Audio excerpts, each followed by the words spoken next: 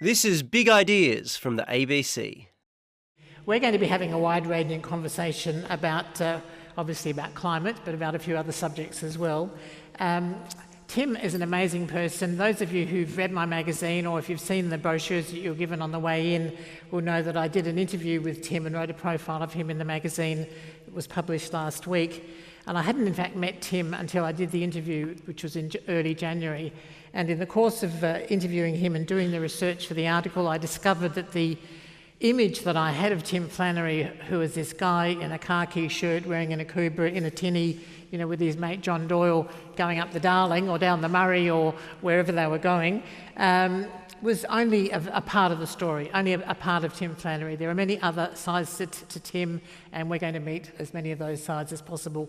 I did discover that in the course of writing my article, it was 10 pages long, extremely long article, and I still managed to only cover about half of the things that are relevant to his life. And in fact, somebody pointed out to me that I managed to completely neglect to mention his first and most important book, The Future Eaters. So that gives you some idea of the treat we're in for, the things we're going to be learning. But I want to start by going first to the Climate Commission and the fact that on the very first day of the Abbott government, the government was sworn in, I think, at lunchtime on the 18th of September last year, and on the morning of the 19th of September, you got the chop. Were you about to publish some incredible report or something? I mean, what was the urgency in getting rid of you like that? Well, that's a great question, Anne. I don't know the answer to that. It was the first act of the Abbott government. I guess it was symbolically meaningful for a number of their supporters. I had advance warning of it from the Minister that this was going to happen, and that was a courtesy I greatly appreciated, to be honest, because it's good to know you can plan your future a little bit. When it happened, though, I was surprised that not only were we all sacked, but the website that we'd built for 2.5 years was taken down. And that website had 27 reports on it and was widely used by everyone, from school teachers to politicians. Some of the reports had actually been endorsed by members of the then opposition of the Liberal Party. And all of us actually felt that that was just not the right thing to do. And, the excuse that was given for abolishing the Commission was a money-saving exercise, and fair enough. But to take down the website we felt was wrong. But in fact, the brief of the Commission, as explained by the former Climate Minister Greg Combet when he announced it, he said that your job was to build a greater understanding and consensus about reducing Australia's carbon pollution. That seems to be a fairly unexceptional role, and one that you'd think would be a non-partisan role. So it's hard to understand, firstly, why it needed to be abolished, but that's been done. But the other thing that I find almost incomprehensible is the amount of hostility that you faced when you tried to fulfil that role. And one of the things that you told me about when we talked is that about a meeting at the RSL in Parramatta in June in 2012, when you walked into that room, into that hall, through a wall of people who were yelling, "Death to Flannery." We're here to talk about the climate and people are yelling death to Flannery. Why do people get so exercised about climate change? Well, I'm with you, Anne. I thought it was a straightforward job. I didn't imagine it was going to become so difficult. It seemed we were supposed to present the facts about climate change. And myself and my fellow commissioners, we did that very diligently, I think, and very carefully. Never to comment on government policy, to be totally above the politics, leave that to others. We didn't discuss any policy, carbon tax or anything else. We were just there to present the facts. And, most of the forums that we set up and attended, and there was at least nearly 30 of them, people were polite and fantastic. You went around the country, right? And yeah, doing everywhere, these educational from forums, Darwin yes. to Alice Springs to Hobart to Perth, wherever. But there was a few, particularly as the carbon tax was coming in, that were tough. And that Parramatta RSL gig was a very tough one, I must say. Security had been breached earlier in the evening by some people, so we were concerned, I guess. Did you? You had police protection for quite a period while you were Chief Commissioner. Did you have it that night? We did. We had federal police protection that night and for several months afterwards, even when we worked on that must have commission work. been, psychologically pretty... how did you deal with the fact that your life was actually being threatened because you were trying to save the planet? I don't know. Look, there's something, I don't know, I think I'm probably not alone with this, but I just tend to get a bit more determined. Bullies don't have a lot of credibility with me, and when they try to bully you into silence, I'm afraid I go the other way. I tend to just stand my ground if I can. They should stand warned. In fact, well, as you in fact got your revenge on I don't know whether this was the intention, but within a few days of the commission being abolished, you were popped up on my computer screen anyway, the video saying, "Hello, Anne, I'm going to start the Climate Council," and this new body, which was basically the old commissioners moving over to a not-for-profit organisation called the Climate Council, was one of the most successful crowdsourced funding exercises ever, or probably the most successful ever conducted in this country, with 15,000 people.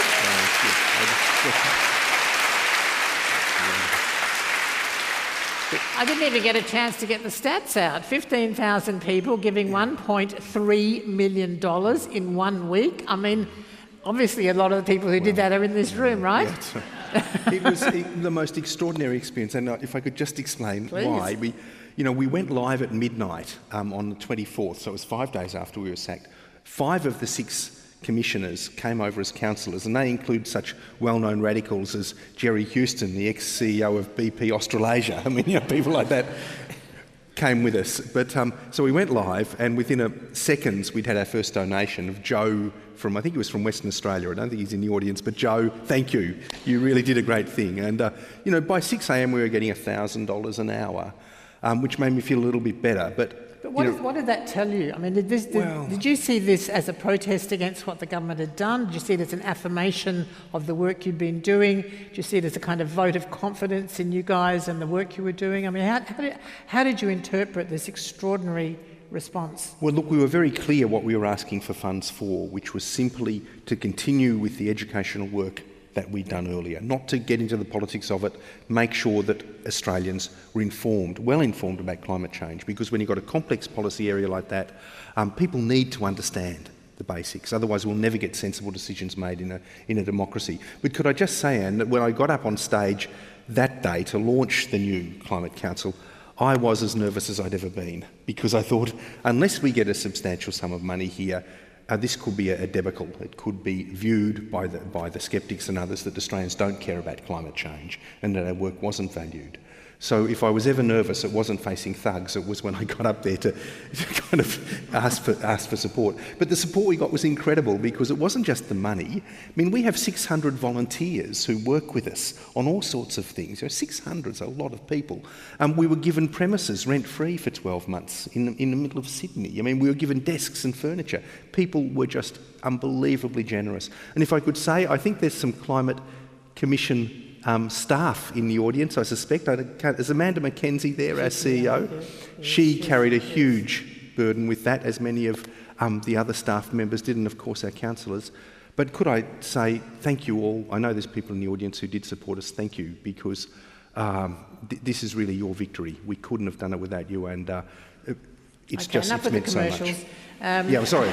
I just get a bit teary because I think people have been. And we're going to come back generous to the climate in a minute, but as I foreshadowed before, I really think it's a bit fascinating for us if we can retrace some of your own intellectual and scientific steps. And we know that, and you'll tell us the story in a few minutes, we know that you came to the subject of climate change by accident, that you were doing other kinds of science before that.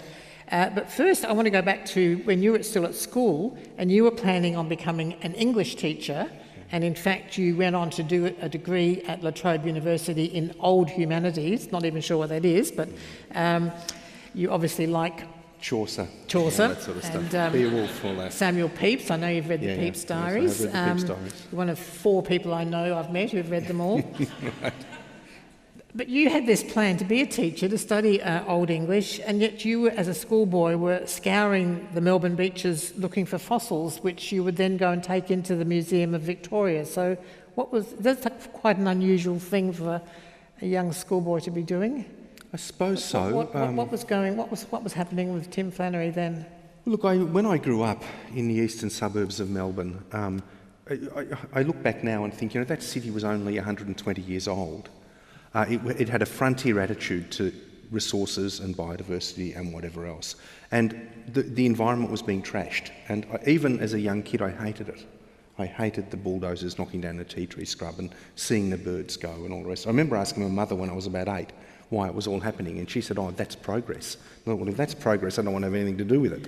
But the one refuge that I had through that was the bay, because it was the one place that was almost out of bounds for development. And I was a keen snorkeler and fisher and swimmer and all the rest of it. So I was down there even in the middle of winter in Melbourne.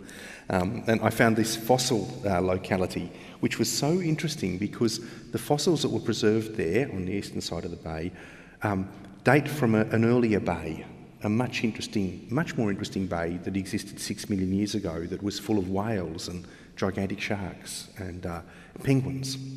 And so as I dived for fossils there, it was this fantastic imaginative experience of going back to that earlier bay and imagining what it was like. And I was hooked on paleontology and fossils at that point. And so you took these little rocks, were they, into the museum? The very first and they said, "Oh, hi Tim, come and can we show you our dinosaurs?" It was kind of, well, actually, the first one I found was just a little rock like that. It was a little sea star. Okay. And my mum said, "I'll take it to the librarian, they'll know what to do." So I took it to the local librarian. He said, "Take it into the museum." And I remember I must have been about 8, I suppose, getting on the train with my precious little relic, my little shorts, going up to the Museum of Victoria, which was then in Russell Street, this grand old Victorian building with doors that you could fit a brontosaurus in, massive, great big doors, into the guard there with his hat on, rather stern-looking fellow with my little fossil saying, "Can someone tell me what this is?" And he called someone out of the bowels of the museum, and this man appeared in a white lab coat and took me into the back of the museum, and it was a magical experience. We walked past Egyptian mummies and skeletons and things, and he told me what this fossil was and then said, "Are you interested in dinosaurs?" And of course I was keen on dinosaurs. And he said, "I'll show you Victoria's only fossil dinosaur." And he opened a drawer and took out this thing called the Cape Patterson claw and placed it in my hand. I still remember. And that was it. I was hooked. But nevertheless, you went on and did an English degree. I did. I wasn't altogether... Not to disparage English, but, there's a bit of a question mark here. That you in fact met somebody at the museum, Tom Rich, who was a paleontologist, and he and his wife, who's also a paleontologist, decided to rescue you from English and set you to where they thought you rightfully belonged, which was doing science, and they organised for you to do a Masters in Geology at Monash, right? That's right, yeah. And that changed everything? It did, although I'm glad I did the English degree because, a lot of scientists don't get a chance to train in writing, so they're not often good or competent popular writers. So it was good for me to do the English degree. I found when I went to do science, I could pick up what I needed, statistics and whatever other techniques, as you went along. Then you went from Monash to the University of New South Wales and did a degree in zoology, and that's where you developed your expertise in mammals. Yes, kangaroos particularly. And these are the things that I learned about Tim when I was doing my article, which I found astonishing, that you did 15 field trips to remote areas of Papua New Guinea and Irian Jaya, and you have, according to colleagues, discovered more new species than Charles Darwin ever did.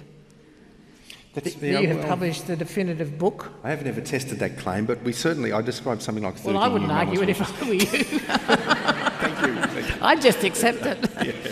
You've published the definitive book on mammals in New Guinea, and apart from all the other writing you've done. I'm going to ask you in a moment how all this fits together, because you call yourself an ecological historian. So I'd like to know how the mammals and the geology and it all fits together. But I just want to do a bit of a sidebar first, because I hope you in the audience will find this as sort of, I don't know what the word is, interesting is just too bland a word, as I do. Tim mentioned to me earlier this evening when we were talking about what's happened on Manus Island, and Tim mentioned to me that 2 of the mammals that he discovered while he was in New Guinea were Manus Island rats.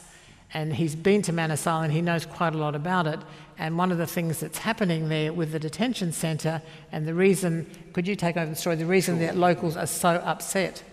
Yeah, look, I think one of the reasons we see incidents like this is that the detention centre is terribly poorly run. So garbage disposal, for example, just the stuff is thrown out onto the beach, or along a track. And, the people of Manus Island, they're like all Melanesians, they value their environment. That's where they get their food.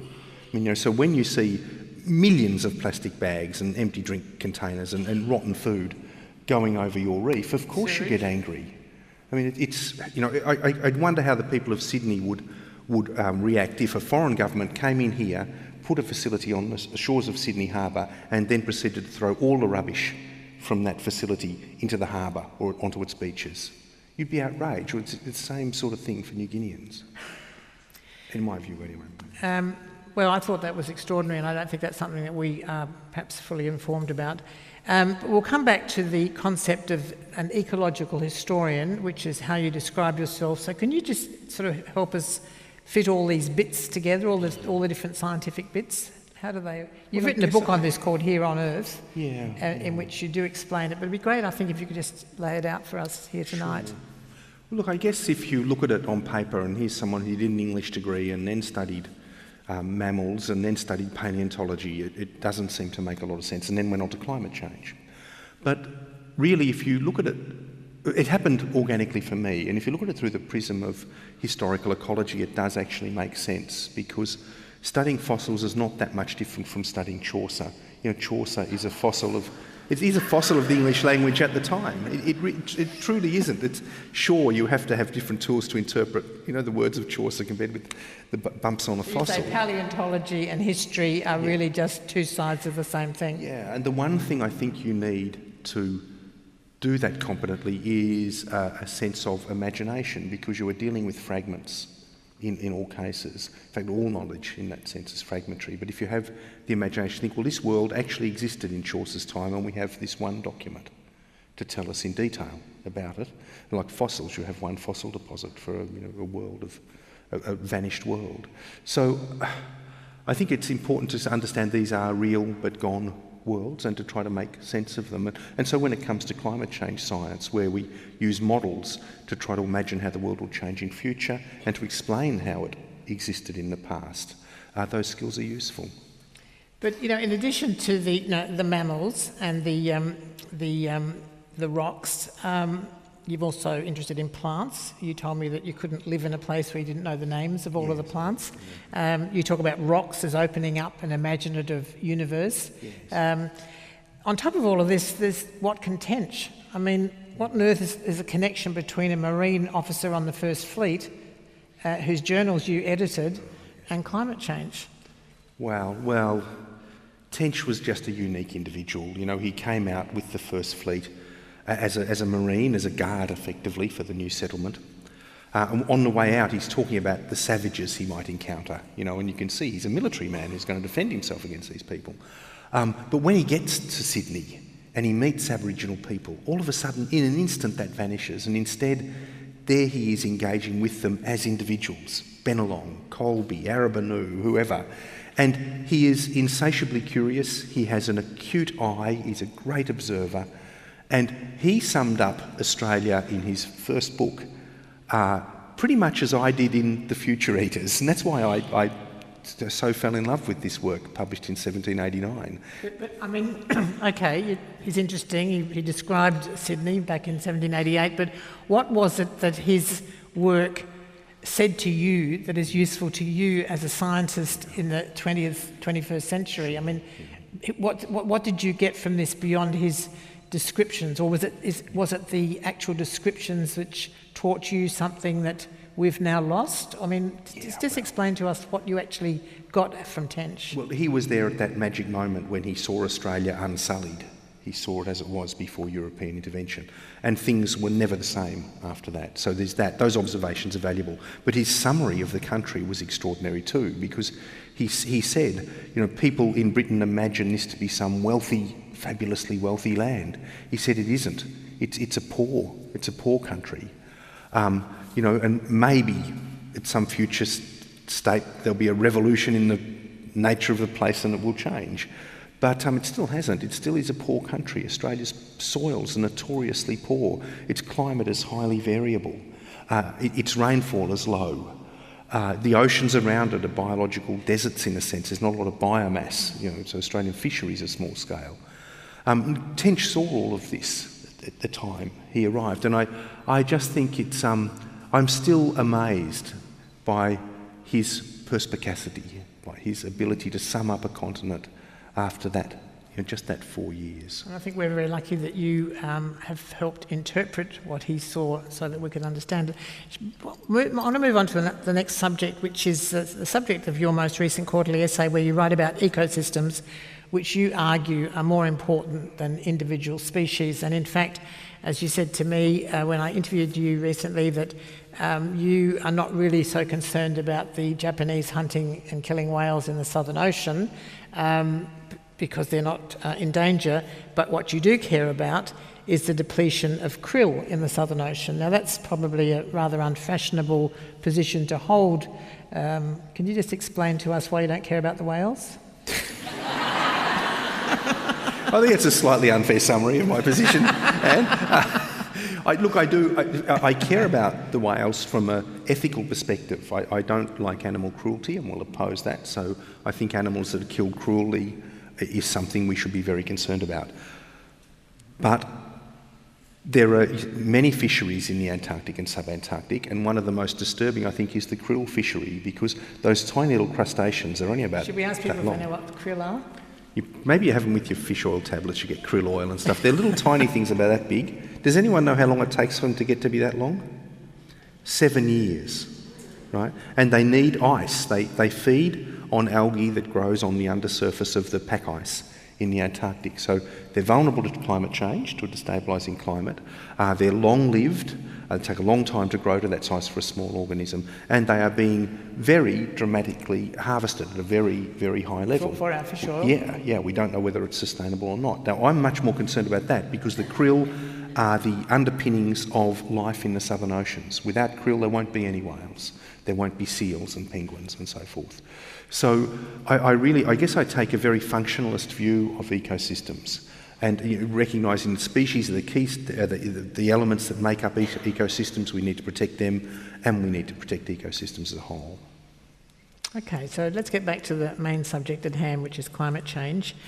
Can you just quickly tell us a story about how you accidentally came across this subject, which basically has defined your life probably for the last 15 years? Yeah. Well, it wasn't entirely accidental. I mean, as a scientist, I was aware of climate change. What I hadn't done was sit down and read the literature. I touched on it here and there, but didn't have the full picture. And it was Mike Rann, actually, the Premier of South Australia, who opened my eyes to this. At the time, you were the director of the Museum of South Australia, correct? I was, and Mike was setting up some advisory committees. Year 2000? About 1999, 2000. Okay. And Mike said, look, could you chair 2 committees for me, one on science investment in South Australia and one on environmental threats, environment. And I said, sure, but I was a bit, I suppose I thought, where do I start with this? And the place I decided to start was to go back to the lead journals, Science and Nature, and read the last couple of years of back issues of those, because I think that would give me a sense of what was important. It was very clear, having done that climate change was a major, major issue. I talked to my colleagues in South Australia about it as well, and the climate scientists there were tearing their hair out with anxiety about this, and the public didn't seem too worried.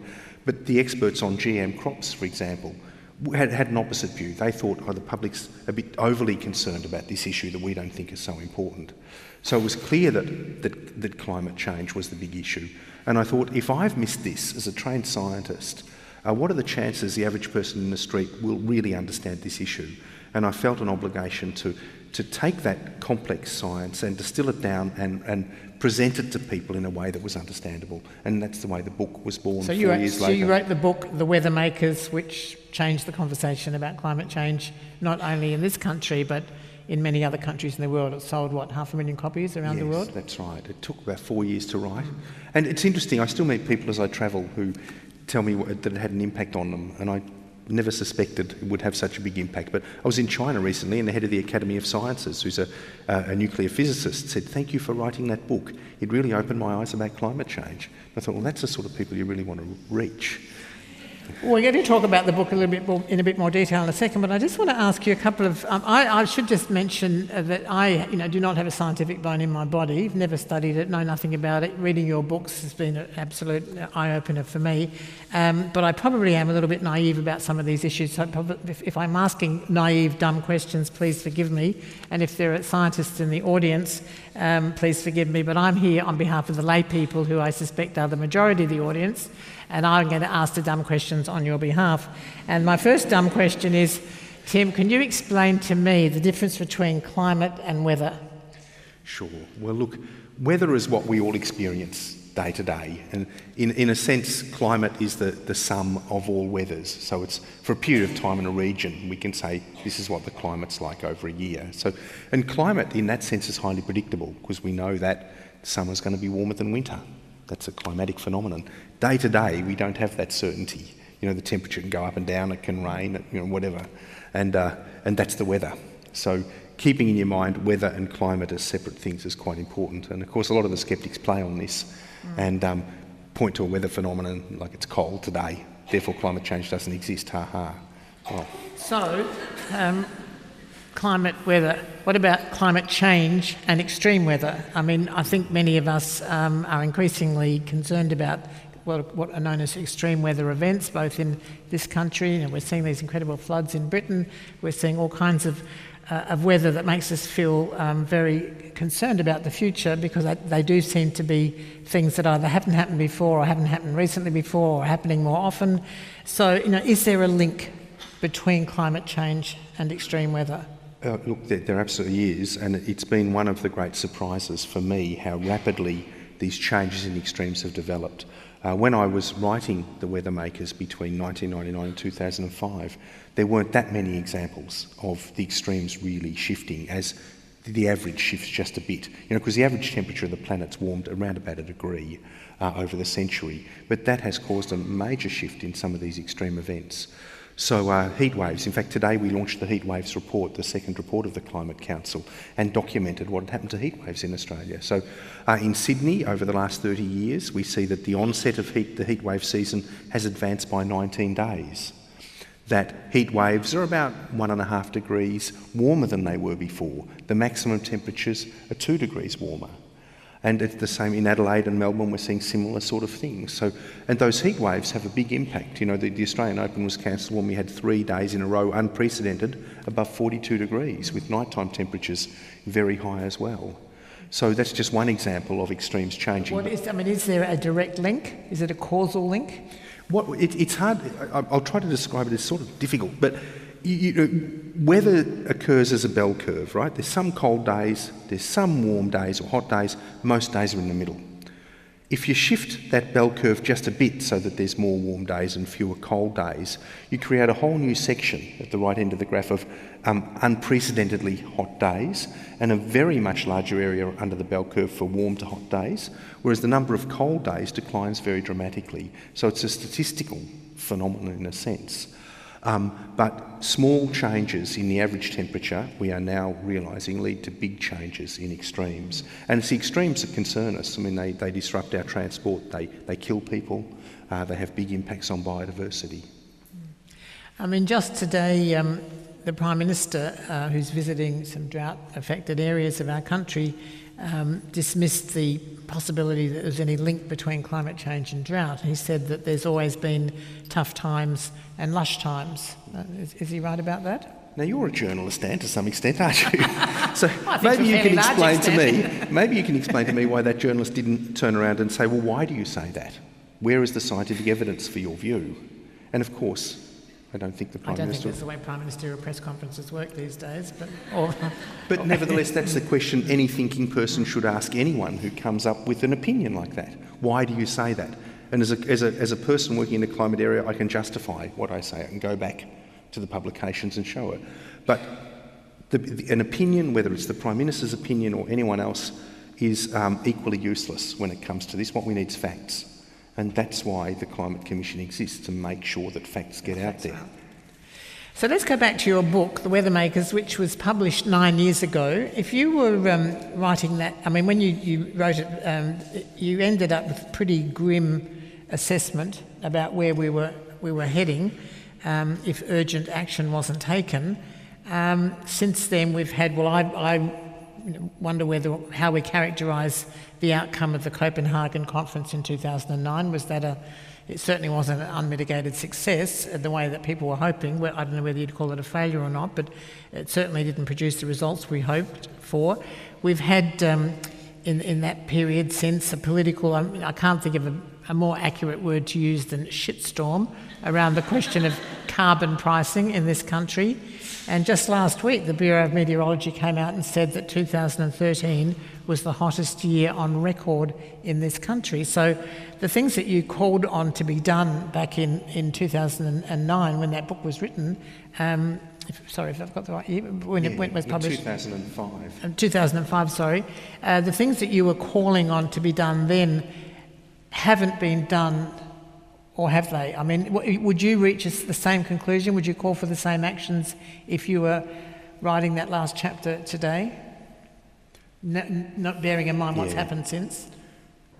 Look, that's such a complex question, Anne, because I'd have to go back over what has happened. But just to start with the Copenhagen meeting, I think many of us had expectations that meeting would result in a global treaty. I was chair of the Copenhagen Climate Council in the 3 years up to that meeting. Can we just have a little sidebar there? Explain to the audience, because I hadn't heard of the Climate Council myself until I started this research, and it was in fact a body that you co-convened comprising business leaders from major corporations around the world, which met concurrently with the political leaders, and some people would argue achieved a lot more success than the political process. Can you just tell us a little bit about what you in the business leaders did? Well, we were some of the world's largest businesses joined us, and everyone. We had Coca-Cola and PwC, Duke Energy, a whole series of number of Intel, Chinese energy companies. Yes. So a global approach, and we felt that without a buy-in from business, political leaders would lack the courage to do what was required. So we started building a consensus, and we had a meeting in May prior to the political meeting of all these businesses. It was the world's largest meeting ever of businesses to deal with climate change. We produced a manifesto, which we could then hand over to the Prime Minister of Denmark.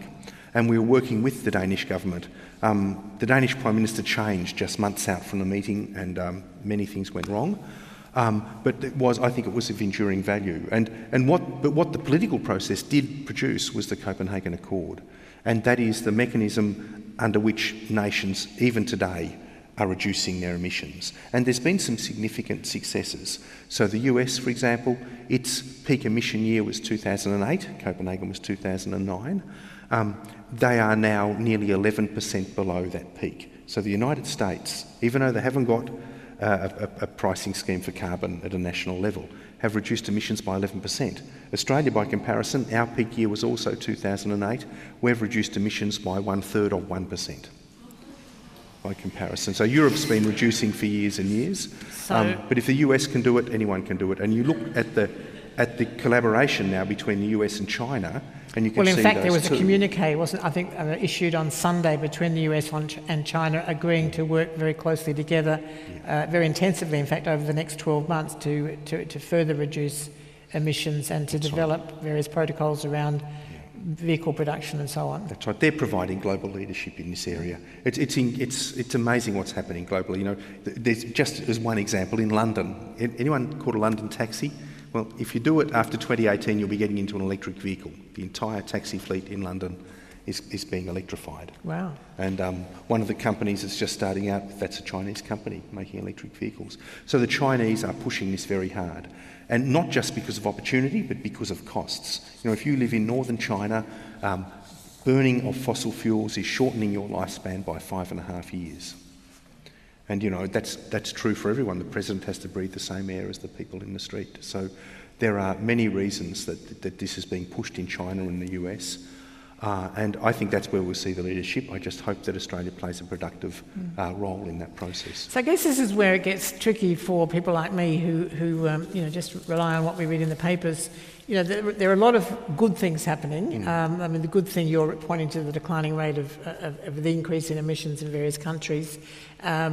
There's been a huge increase in the use of solar panels by Australians. That's also very good. I know you've got more things to say about that. Yet, sort of on the other side, on the bad side, you've got, like I read on the Climate Council's Facebook page at the weekend, that Australia is going to need to double the number of firefighters by the year 2030. Double the number. So that's the reason for that. The government, has asked its mate Dick Warburton to report back on whether or not the renewable energy target is leading to an increase in electricity prices, and is probably going to abolish that target. So, the good things and the bad things, how do you kind of weigh the two up, and which side do you think is kind of winning? Look, at the broadest level, and when you're involved with the climate fight, when you're in there, everything looks incredibly hard, and it's 3 steps forward and 2 back the whole time. That's true whether you're in China, the US or Australia.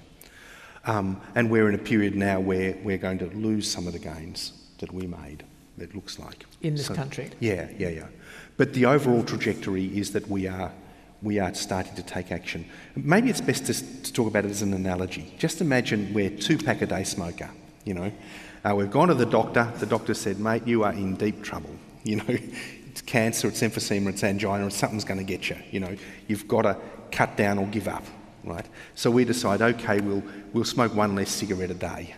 We haven't even got to that stage in the world yet. We're still smoking 1 more a day at the moment, but we will get there hopefully fairly soon, right? We've at least formed the intention to cut down. And we think, gee, we're not feeling too much better, and that's where we are at the moment, right? So we've formed the intention. Some of the leading countries are starting to reduce.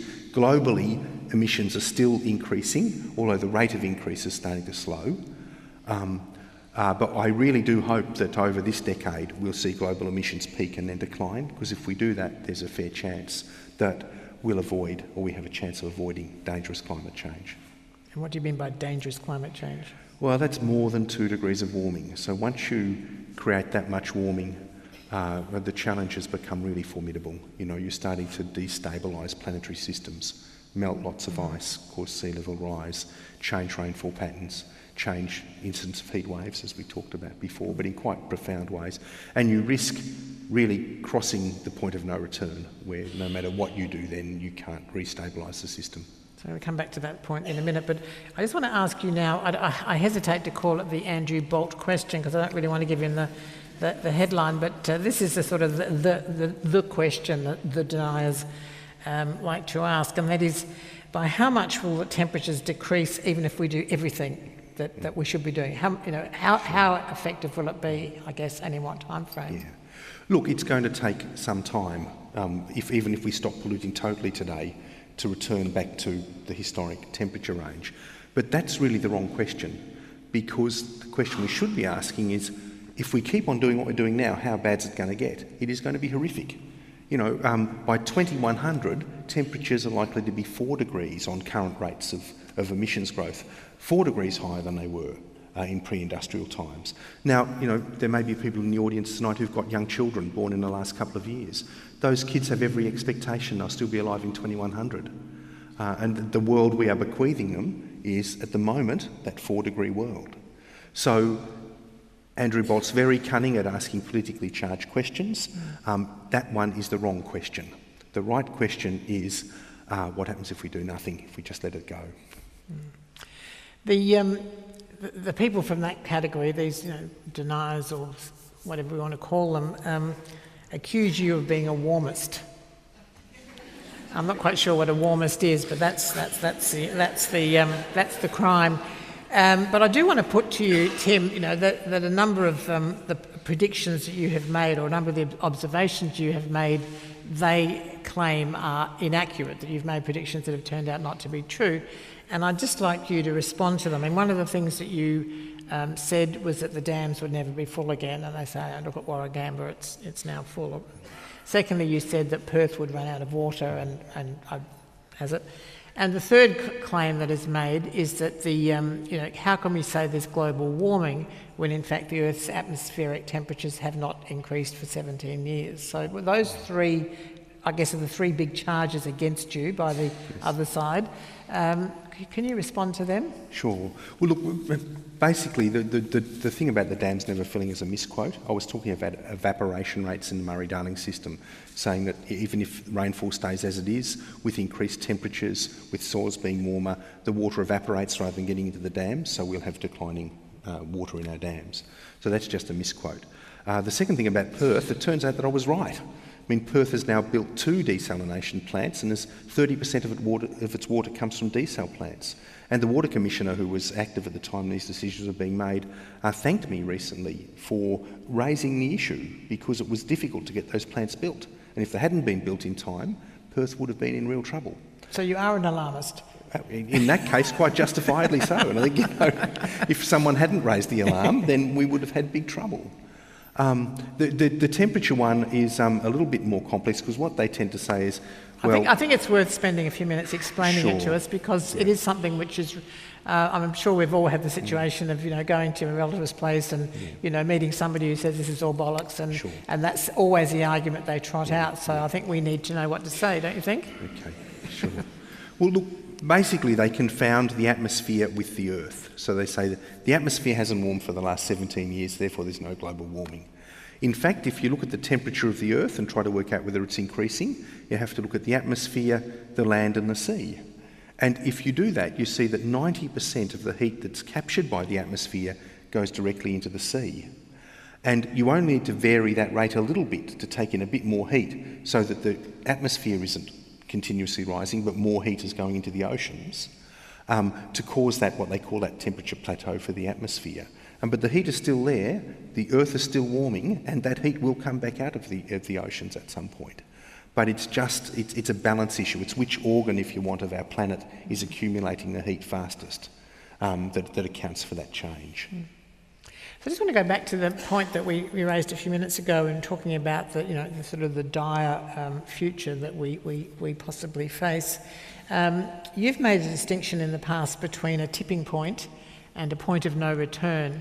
And I found it interesting that at the weekend, the US Secretary of State, John Kerry, who's in Indonesia at the moment, who made a fairly radical speech about climate change, I think it was on Sunday, warning that the impact of climate change in Indonesia could be akin to the impact of weapons of mass destruction. I mean, such as is the awful potential. But he, instead of talking about a tipping point or a point of no return, he talked about a tipping point of no return. Yes. So he's conflated the two concepts. But your original concept, which I think you first mentioned when you were interviewed by Andrew Denton on Enough Rope back in 2008, could you just explain to us what you meant by the tipping point and the point of no return, and where do you see us being in that spectrum? I mean, I was using those terms specifically in terms of the climate system, and the point I was trying to make is that the tipping point for our Earth system occurs when you've accumulated enough greenhouse gas in the atmosphere to cause a destabilisation of the current climate system. But of course that greenhouse gas has to exist there for some time to trap the additional heat, and then the heat has to be distributed around the planet through the melting of ice and the heating of the deep oceans and so forth, before you get the full change where the point of no return has then been reached. There's nothing you can do to put things back again. So it really, what I was talking about was the delay in the Earth system, that you can have the gas in the air that's taken to the tipping point, but you won't see the full results of it for some decades until that heat's collected and distributed. But you're an optimist, aren't you? You don't think this is going to happen? There's a chance it'll happen. I'd have to say I am an optimist, and I really do have faith in the wisdom of humanity, the collective wisdom of humanity. And I know how tough these things are. Science has always had a tough road when it opposes special interests, from Galileo on to Rachel Carson with Silent Spring and on to the climate things now. But it's one of those things that has to be done, and we are starting to make progress. We just have to accelerate that progress. And I must say that the pushback we're getting now from the fossil fuel industry and their allies, I think that industry has realised far too late the major challenge they face. I could just tell a tiny story. I was in Alberta a few months ago talking to the provincial cabinet about the tar sands and the difficulties they face there. We had a dinner afterwards with oil executives, And I just got a chance to ask, I said, what is the big threat, the big challenge to oil? And one sort of grey-faced man in a grey suit just said one word at the end of the table. He just said, innovation. Innovation. And I knew then that they were really facing serious trouble. And they know it. They know it. So the pushback is just, let's make as much money as we can now, get the coal out of the ground as quick as we can, get the gas out of the ground, because in future it won't be worth anything. We know we have to leave 80% of those fossil fuels in the ground if we're to have a future. But at what point, and you talk about the, you talk very graphically about the pesticide industry and how they did everything they could to discredit Rachel Carson after she exposed the impact of the pesticides on the environment in her book Silent Spring. I think you've also talked about the asbestos and the tobacco industries, also the antibiotics industries. I mean, there's a bit of a pattern here, isn't there, of these industries funding, not just a matter of funding research and getting scientists to agree with them. In this case, the climate people are having a bit of trouble finding scientists to be on their side. But where they have been kind of strangely successful is to get people. What I find very strange is somebody like John Howard, who actually introduced an emissions trading scheme back in, was it 2006? Well, he talked about it, promised to do so. And he's now, decrying all talk about climate change as being a religion, as if that was a bad thing. I thought he was a Christian, but... Well, yeah, they do think of us as the new green Satans, some people. I don't know quite why that is. Maybe it's talk of Gaia and all of this sort of stuff that has them a bit scared. But it's just science, it's common sense. And I think one thing we really need to do as a species is to make sure that particularly young people, as they go through education, understand how the Earth system works. A lot of us imagine that this Earth of ours just is, that it doesn't take any energy an effort to keep it as it is. But it takes a massive amount of effort and an unimaginably large amount of energy coming from the sun and captured by plants to keep the Earth habitable. So, as we knock down forests, as we burn fossil fuels, we are changing the engine that keeps our planet habitable. And it's such a fundamental lesson. And, call it Gaia, call it Earth system science, whatever you want. It's not a religion, but it is an essential understanding for us if we want to have a future on this planet, because we have become so powerful that we can damage this system inadvertently without knowing about it. And we need, I think, to be very, very careful to maintain the functionality of our planet. It's really come down to that.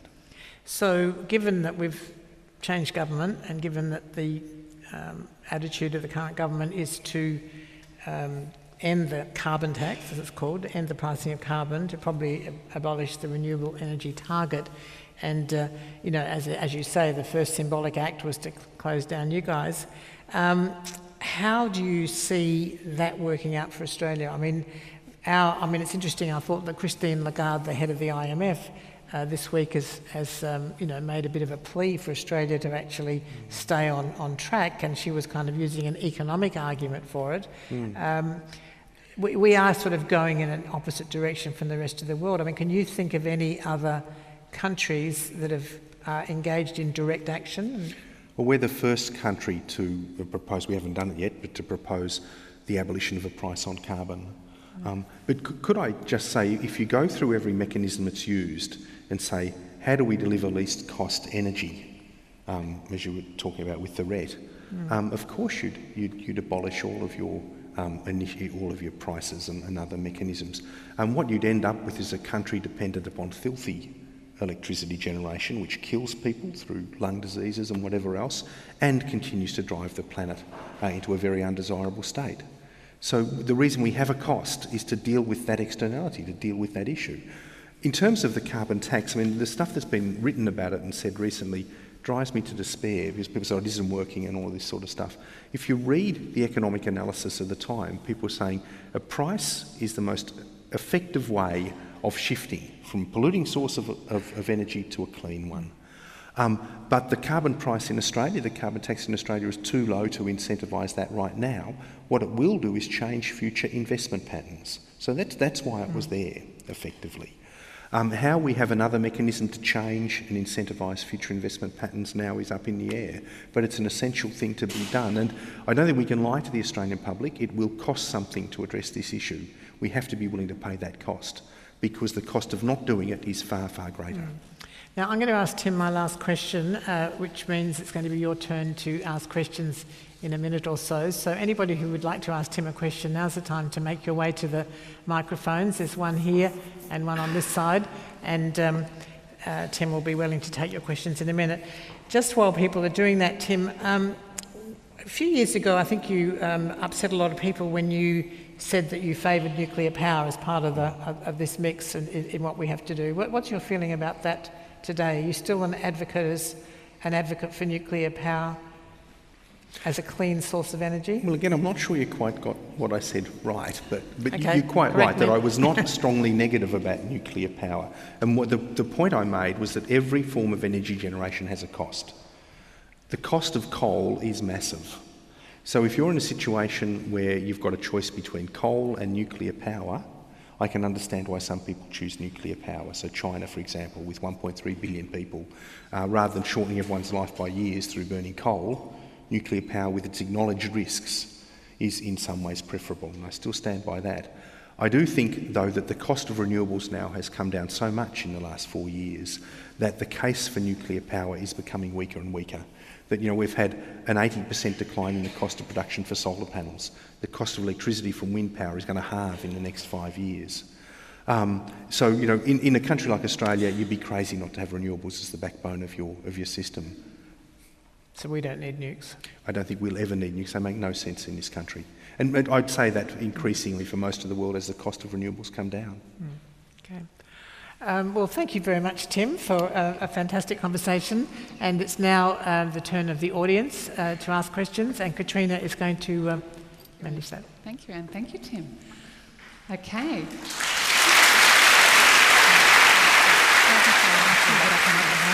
We'll go to microphone 1. And sorry, man, it would be lovely if you let us know your name and where you're from. Sure. Hi, Tim and Anne. My name's Eden. I'm from Sydney, but originally from New Zealand. I actually studied with Tim at Macquarie University for a while, so it's good to see you again. Right. Look, I'll get to the chase. I'm currently reading a book by Paul Gilding, The Great Disruption, and he's making the argument for changing the current economic paradigm to one away from a capitalist sort of progress-driven system. I was wondering what your thoughts on that, particularly moving sort of into the next sort of 40 years, 50 years or so.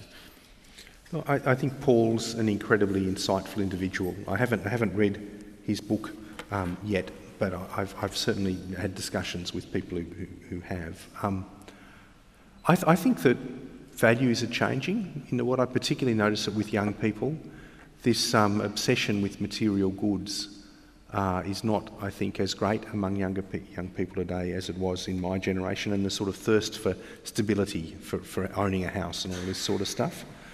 And maybe that's partly driven by the interconnectedness of people. I mean, when my daughter travels around now, she doesn't stay in a hotel, she couch surfs with people she meets on the internet, And I think that is driving a change. In the longer view, I think our species is going through a really profound reorganisation, and it is that internet-mediated shift that will change probably economies and the nature of jobs. If you're interested in that, if I could just say there's another really great book you should read, which is Al Gore's The Future. It's fantastic.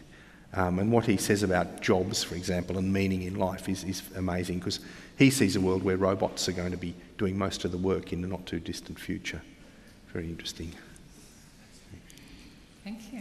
And over to microphone number 2. Hi, my name's David. I'm no one of consequence.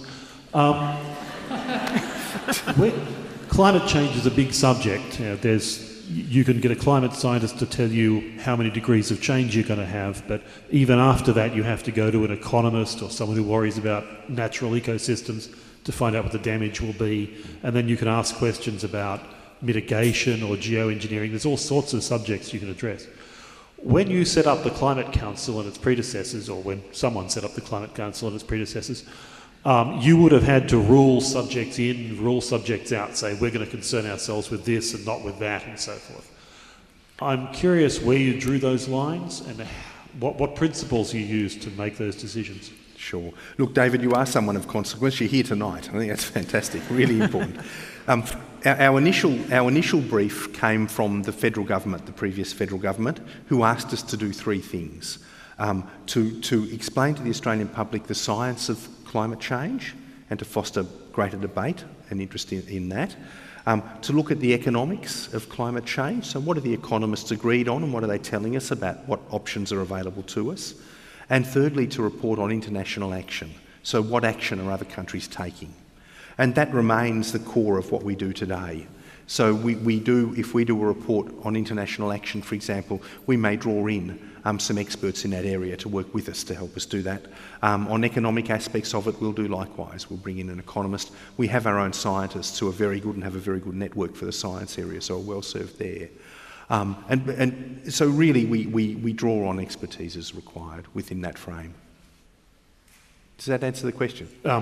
You mentioned economics, so damage to the economy. Yes. You didn't mention, it doesn't sound like you have a brief to handle damage to natural ecosystems. Oh, sorry, we do. In fact, I'm not sure whether Leslie Hughes is in the audience tonight. She's our climate councillor who deals with that area specifically. She's one of the world's authorities on climate impacts on biodiversity. So that comes under climate science, really. How will a changing climate impact ecosystems and species? So we've got that area fairly well covered. Yeah. Great, thank you for that question. Hi, my name's David. I'm a geography high school teacher, and I'm often accused of depressing the hell out of my students. And I'm just wondering, you just touched on the very end there about the potential of solar and wind. I'm just wondering if you could talk a bit more about, for example, the massive solar thermal plant that just opened in California and the potential we have in Australia, because often when I mention these things, people say I'm crazy, that renewables can actually do the job. Well, look, you're not crazy. They can do the job, and the changes that I've seen in the last decade are unbelievable. I mean, just imagine that in 2003, there was not one wind farm in South Australia. Today, wind farms produce 30% of the electricity used in that state. Right? In 2007, there was about 3,000 grid-connected photovoltaic systems in this country. Today, there's more than 1 million. Right? So when we're talking about the RET, it's a very interesting problem. I mean, they're all benefit from the small-scale RET. You've got 2.6 million people in Australia with active investments in solar now. It's 10% of the population. So that's in a decade. So what's it going to be like a decade from now? We can see these things gathering pace. The world is changing, and concentrated PV that you pointed out, again, that's another big growth area. And that's these plants, rather than just power one house with the sun, power 100,000 houses with their arrays and have storage capacity. So they're 24/7, their base load. So the energy systems of the Earth are changing very, very quickly, and that, I guess, it's the technological innovations that I see that give me really some of my greatest optimism. And I think there's some school children standing behind you might look out for as you walk back through. Gorgeous, and we'll hear from them in a minute. Over to microphone 2, thanks. Hi, I'm Jordan from Sydney. I wanted to ask, in the light of the failure of our current failure of our policymakers, about some of the more sort of unpopular or unconventional approaches to dealing with climate change. And then Anne asked you about nuclear power at the end, which was going to be my main question. So instead I'll ask you firstly about fracking as a transitional, gas as a transitional source, particularly given most of the analysis I've seen puts the 11% reduction in the US down to a combination of the GFC and the natural gas boom there. What your thoughts on that are?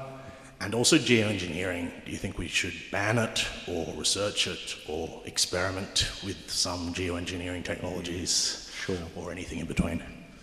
Look, in terms of fracking, it is true that a part of the reductions achieved by the US have been through using gas and substituting for coal, but there's a lot more to the US than just that. So you've got state-based emissions trading schemes, such as in California now, that have had an impact. And they've had an impact even before they've come online, because companies have known that they're coming online, so they've switched their investment patterns. We've also seen fuel efficiency standards in the US now that Obama brought in a number of years ago now, really starting to have some impact. So there's a whole series of regulatory things happening. There's been some straight buyouts actually of coal-fired power plants as well.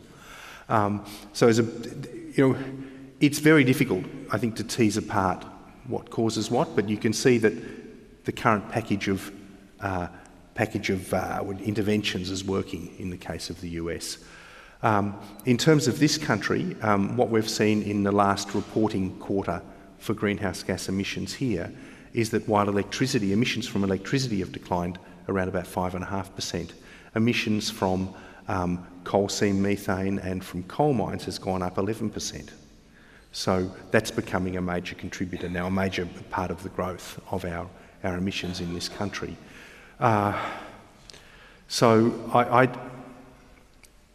I'm no expert on the economics of these things. I have a friend in China who says the reason they're going crazy on gas now is it's not going to be worth anything in 10 years' time. They want to get it out of the ground now while it's still worth something. I don't know whether that's right or not, but I think when you see what's happening with the renewables, just imagine, there you are thinking, okay, I'm going to build a gas plant to burn for electricity. The payoff time's 30 years. The cost might be $1 billion, right? And who's my competition? Oh, it's solar panels. Now, their cost has dropped 80% in 4 years, right? What's it going to be 30 years from now with my investment? Wind, the whole wind industry is being reformed now. It's going to be like auto manufacturing, very highly compartmentalised, everything containerised. It's going to be just costs are being stripped out like you wouldn't believe. So, they're going to halve the cost of wind production in 5 years. So where does that leave my investment 30 years from now? So you can see that this revolution in the renewables is really challenging investment patterns in fossil fuels. And I do have that optimism that at the end of the day, and the sooner the better, the renewables are going to become a new wavy baseload. It'll be baseload with a wavy bottom. And we'll use things maybe like a bit of gas or whatever to top up when we need it. Great, so thank you. It's a very important question to be asked. Thanks a lot. And over here to microphone 1. My name is Annie Nielsen. I'm from Parramatta Climate Action Network, so I was there at the Parramatta RSL on that fateful night. Do you remember the penguin? Yes, I do, outside, very much so. My question is, a statement first. I also am very concerned about the krill. Not only, you talked about the ice melting, I think people don't realise that the acidification of the ocean also is affecting the krill. And they are the basis of all the food chain, so it could affect the whole ocean. And I think it's a very, very big concern. The other thing I wanted to say is that you mentioned 4 degrees increase in temperature, but you didn't say the consequences of 4 degrees. I think they're horrendous and people don't realise how much they are. So perhaps could you just mention something about that? Yeah, sure. Look, you raised 2 really important points. The first one about ocean acidification. When I wrote The Weathermakers in 2005, ocean acidification had just been raised as a scientific issue. I think the first paper to explicitly identify it and its possibility of happening was only written in about 2002. But we've since realised that this is a major, major threat to the oceans. And the studies are very unequivocal. I mean, it's not like you have to have a computer model to work out how the system's going to change with acidification. You can see how much how the ocean's acidifying. You can look at the rate of it, and by doing experiments and studying deep sea vents and so forth where there's more CO2 in the water, you can see what the impacts are, and they're horrific. It is, heat and acid will destroy our coral reefs by the end of the century if we continue as we are. That is clear. And so that's one consequence of a 4-degree world. I mean, beyond that, you've got destabilisation of the Arctic ice cap. We don't know how long that's going to last, but at the end of the century, under current projections, that's finished. You've got rapidly rising sea levels, so hundreds of millions of people and trillions of dollars, presumably, of infrastructure around the world under threat from rising sea levels. Impacts on agriculture, impacts on health. It just goes on and on. You've created a destabilised world. And that's not to mention biodiversity loss, where some of the projections are somewhere between 1 in 10 and 2 in 10 species would be extinct by the end of the century. So to me, it's unthinkable. I mean, I've got a young boy who's 7 months old, and when I look at him, I think, I will not leave the world in that state for my child. It's just unconscionable. I forgot to mention also, talking about the krill, was that people are recommended by their doctors to take what is it, for their arthritis. And, Yes. and Fish oil. my doctor... Krill oil. And you can,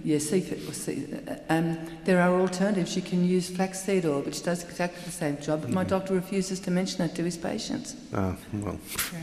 Thank you so much. And over to, and Ali, we might just lift the microphone up. Beautiful, thank you. My name's Michael. I'm a climate campaigner at GetUp. My question is...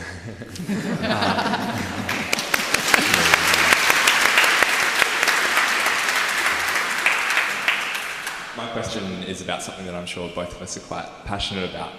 One of the largest threats to the climate and also to ecosystems in this country is the current proposals to build huge coal exports through the Great Barrier Reef. They're huge proposals that were planned and are now starting to be approved by our Environment Minister, Greg Hunt, and are beginning to be financed and things like that.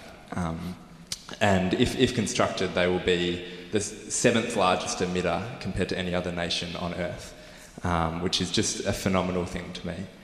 My question, Tim, is, I imagine you're deeply passionate about this impact on the climate and on the ecosystems up there. What do you personally, and what do the Climate Council as a body have planned to tackle these projects?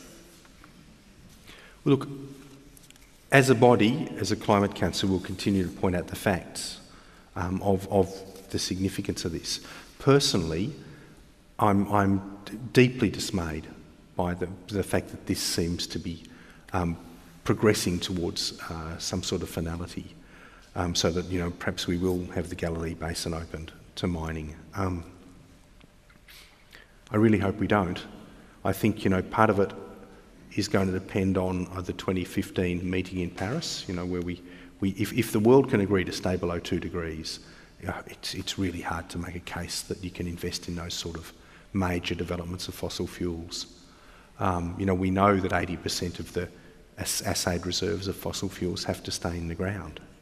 I mean, that's in some ways that's the bigger challenge. Rather than just pick one coal field or one development, you know, try telling ExxonMobil that 80% of their value has no worth, of their book value has no worth, because that stuff can never be exploited. And that's the situation we face, and it's a difficult one. I think it's young people like you and GetUp who are going to take that challenge, whether they're in technical areas of development of new solar or commercial areas or whatever, that are going to gradually win that battle. And my hats off to you. I mean, you know, we need every tool in the armoury to fight this battle and make sure we win it in a timely manner. Thank you. Thanks very much. And Tim, slightly bigger than your 7-year-old boy, standing at the microphone. Can you tell us your name? Oh, there he is. Hi, I'm Lockie, and I was wondering if the animals would be extinct before the humans were, and if so, how long before? Yeah. Nice. Very good question. That's a pretty good question, Lockie. Look, some species are really vulnerable to extinction. So there's a few species of possums, like the green ringtail possum, that live in Queensland, that are very vulnerable to, say, heat waves. So if the temperature where they live goes above 35 degrees for 4 hours on a couple of days in a row, they die. So, and we're already seeing big heat waves. So species like that are quite vulnerable.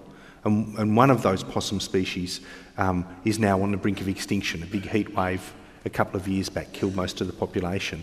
So they're really threatened. Humans, I think we're a very tough species. I don't think climate change is going to kill us all off, but it will create a lot of misery, I think. Has the potential to create misery. And that misery is going to be disproportionately felt by the poorer people on Earth, the people who can't afford air conditioning, who really struggle to pay for their food and clean water and that sort of thing. So we're another animal. We're all under threat. I don't think climate change is going to do us in, but I don't want to see the possums die either. They're pretty special. I mean, they've been there far longer than us, you know. They're important. And Tim, some advice for the young people? It's really, well, I tell you what, I reckon for the really young people, if you're 7 years old, talk to your mum and dad. Tell them you're concerned about your future. They're the ones who can make a difference. And likewise, mum and dad, you know, I know Some mums and dads have trouble with their kids turning off lights and things and saving electricity. I've got a challenge for you, Lockie, actually. You go to mum and dad and say, can I see the electricity bill for the last quarter? And say, okay, it's $300 or $400. If I can save $50 of it, can I have that as pocket money? And then go out there and sit and do it. Thanks, Lockie. And over to microphone 2, thanks. I'm Marianne Cosgrove from ThoughtWorks, Sydney. Before the last election, the government was promising to scrap the carbon tax and replace it with direct action on climate change. What do you think is the most effective form of direct action that the government could be taking? I'm not quite sure. Look, no one knows what direct action is yet. You know, we're still waiting to see. But could I just say a few things in the policy area? We don't comment on policy except in a general sense at the Climate Commission. But, you know, the renewable energy target is an important policy mechanism that's had bipartisan support now for many years. It's a Howard-era thing. And it's been very, very important in terms of driving clean energy into the Australian grid. The current system is by no means perfect, you know, and I can understand people wanting to review that and to say perhaps we can improve it, but to wind back the target significantly would be a major, major change. And to do it on the basis of cost alone misses the point entirely. We can always make things cheaper. You can take away all sorts of regulation if you want.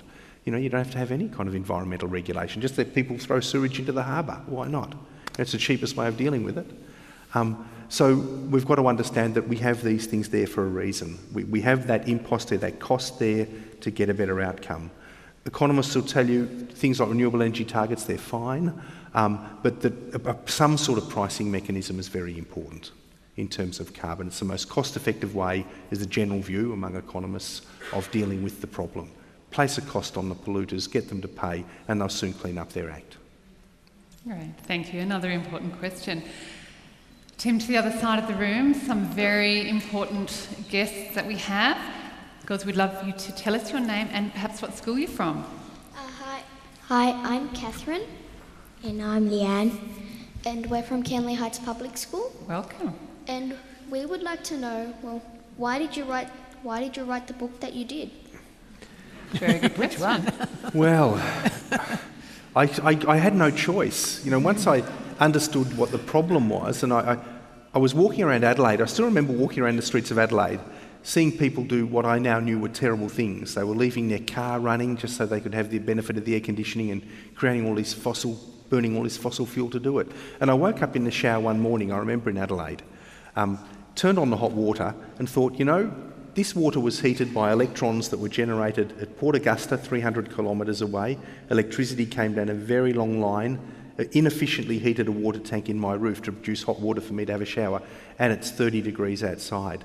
I thought, this is the most immoral shower I've ever had. I've got to do something about this. I can't believe it. So that we can do things better. So that was really a big part of my motivation for writing the book, the fact that I could see the system was really broken and that most people didn't even understand we had a problem.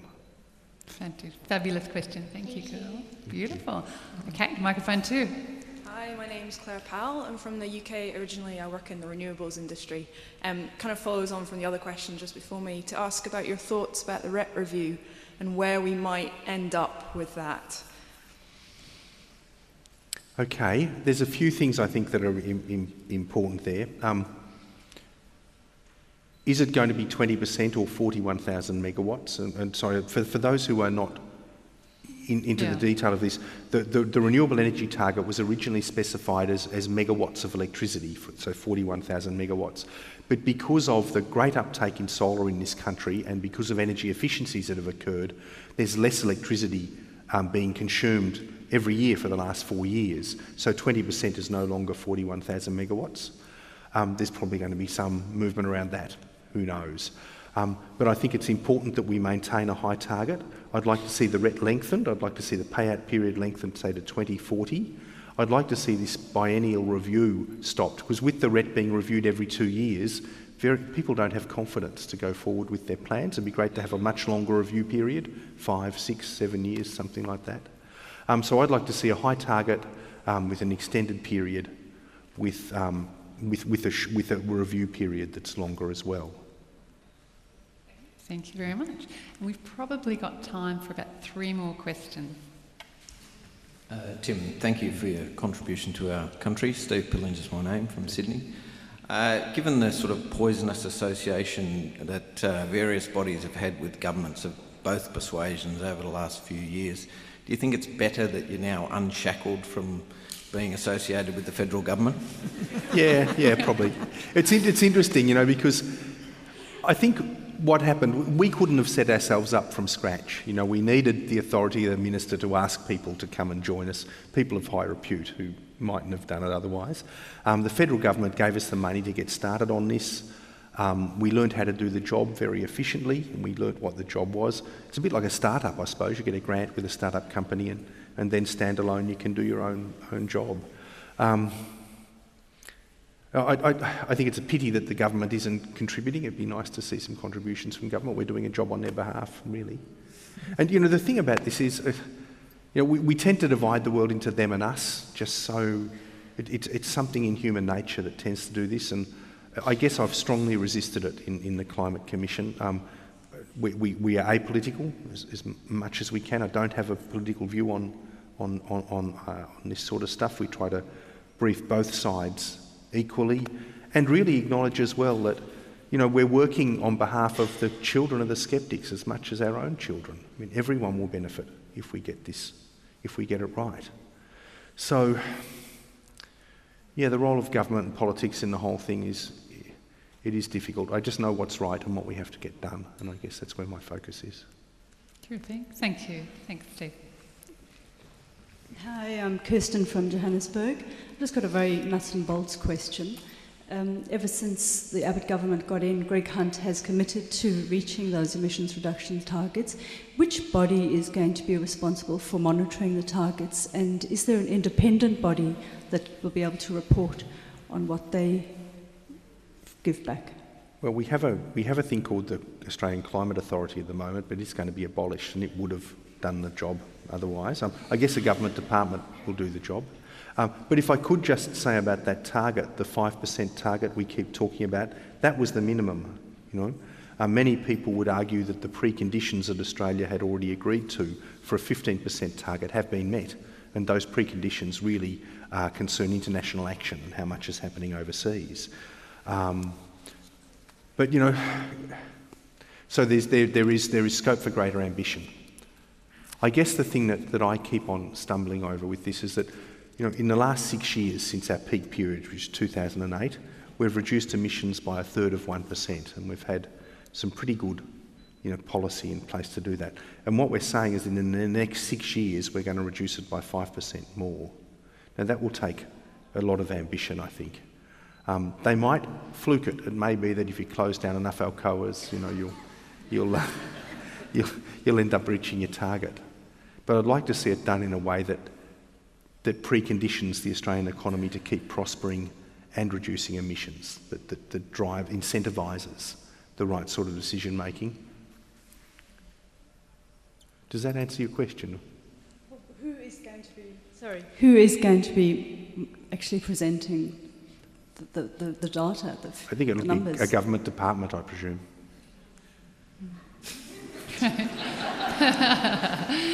Thank you. And over here, we'll take the last question from microphone 1, and we will do microphone 2 in a minute. Thank you. Hi, Tim. My name is Marianne, originally from New Zealand. I'm interested in the impact of industry change, and I just wondered, outside of, say, the reinsurance industry, where have you observed industry being proactive about changing their behaviours, and what lessons could be learned? Because clearly, if governments are immune to what voters or ordinary citizens are saying, then industry is going to have to change its behaviour. And I just wondered, are there some sectors where they've understood, in a sense they've had a conversion, and they're practising differently with appreciable results? Yeah, there has been, and part of that change has come around through government policy, good government policy. So one of the least likely areas, I think, where we've seen a big change has been the abattoir sector, where people are using offal and waste from abattoirs to generate electricity. And they're pretty hardened, Not exactly the sort of people you think might be green, but because of incentivisation schemes, there's now abattoirs around Australia that have a whole new income stream which comes from generating electricity. Interestingly, farmers as well. I mean, if you see, I've met a number of farmers who've had wind farms on their property, and often the wind farms are on the hills, which is the worst soils.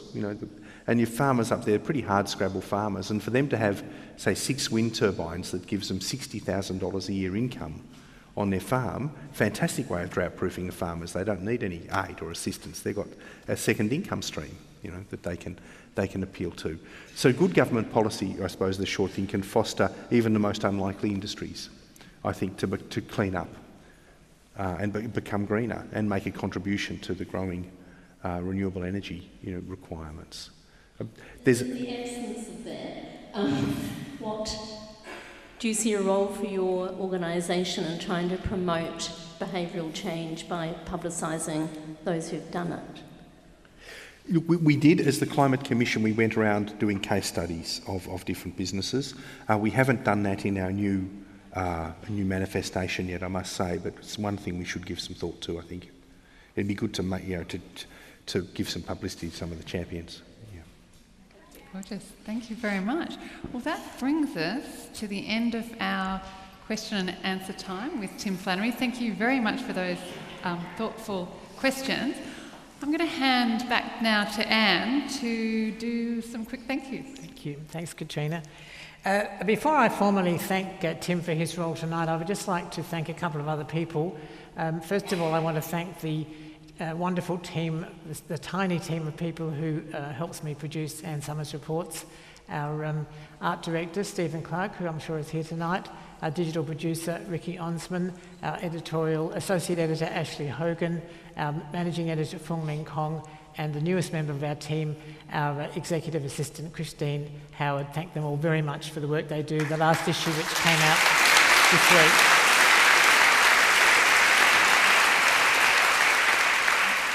We wouldn't be here tonight without the extraordinary work being put in by Katrina Wallace and her team at Fifth Quadrant, Julie Truchowski particularly, and Sun Lim, who have made this event happen. Thank them very much.